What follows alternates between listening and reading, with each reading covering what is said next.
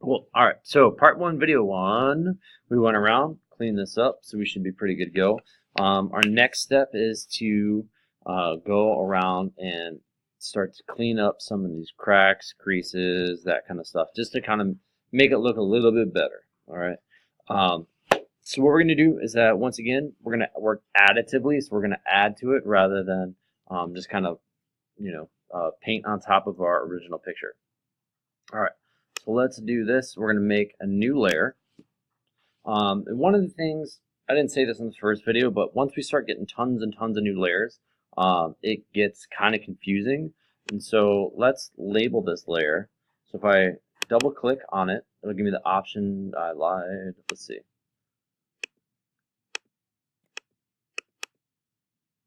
Theoretically,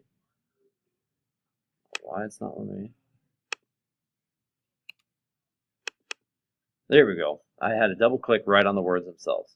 I don't know why it wasn't doing it. All right, so we're going to call this one stamp, clone stamp border.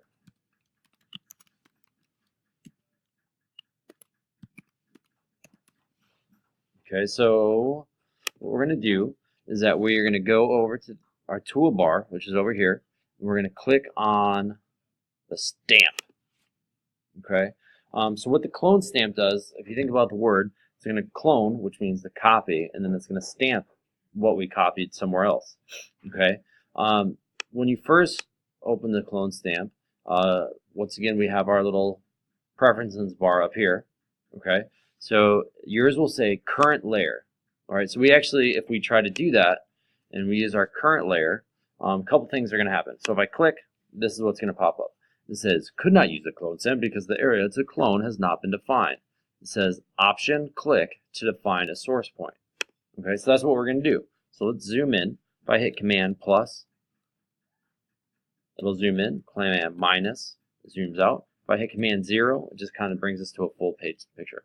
All right, so I'm going to zoom in. So I'm going to hit Command plus. I'm going to kind of just give you a quick show how you do use the clone stamp. So I hit Option. You see it turns into like a crosshair. If I click, what that does, it actually takes this information right here, and it'll let me paint it up here. But nothing's happening. The reason why nothing's happening is that it says current layer. If I actually look at what my current layer is, and I can tell what my current layer is because it's blue, there's literally nothing in there. All right, so what I want to do is I want to go to current and below. All right, so now it's going to let me take my current layer and take information from the layers below. All right, so I'm going to try it again. So I'm going to hit Option. I'm going to take information from here. I'm going to use it and I'm going to paint it up here. So you notice when I'm working, I'm painting lips on her forehead. But if you look down where the lips are, you can see that crosshair that I used earlier. That's actually where I'm getting my information from. So I go way over here, it's going to get information from way over there, right? All right, so obviously, well, I don't want lips on her forehead, so I'm going to hit Command Z. And it only went back one step. So if I hit Command Alt Z, it'll actually let me go back farther and farther. Okay, so let's zoom out. All right, let's zoom back in. I'm going to show you one more trick real quick. If I hit spacebar, it'll actually let me, you notice the spacebar turns into a hand. So I can actually click and drag, and it'll actually let me use it almost like a touch screen. So if I hold down spacebar, click, drag, and I can move around while it's zoomed in, which is kind of nice. All right, so let's check this out. So what we want to do is we want to clean up some of these cracks. All right, so I'm going to do them using my clone stamp tool. I'm going to find a section that actually looks pretty good already. So I'm going to start by working on this edge right here. So I'm going to hit Alt or / Option. I'm going to click, and it's going to take information from right there, and I can actually bring this down here. You can actually see inside my little brush what it's going to look like before I do it. So I'm going to line my little line up. I'm going to paint.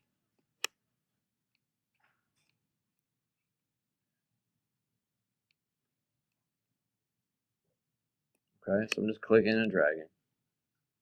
So it's kind of cleaning that up. Okay, so this is a little yellow. I mean, I know it's not going to be 100% perfect. But I'm going to click up there. And you notice it started to get the edge because I didn't actually start on the edge. So let's try that again. So I'm going to hit Alt, Option, click, go down here, kind of line it up to the best of my ability. That's pretty good. Click and drag. You can see it's taking that cleaner section up there and it's bringing it down. And kind of going over the top, cleaning up that edge. Okay. I'll just be honest, you don't have to make everything like bright white. And actually, I'll show you how to kind of whiten that up a little bit later down the road. Our biggest issue right now is just getting rid of these, the big glaring type problems. All right, so I'm going to go again, Option, click. Oh, so I'm going to go Option, click up there. I'm going to go to the top of this. And if it's going too slow for you, one of the things you can do, Option, click,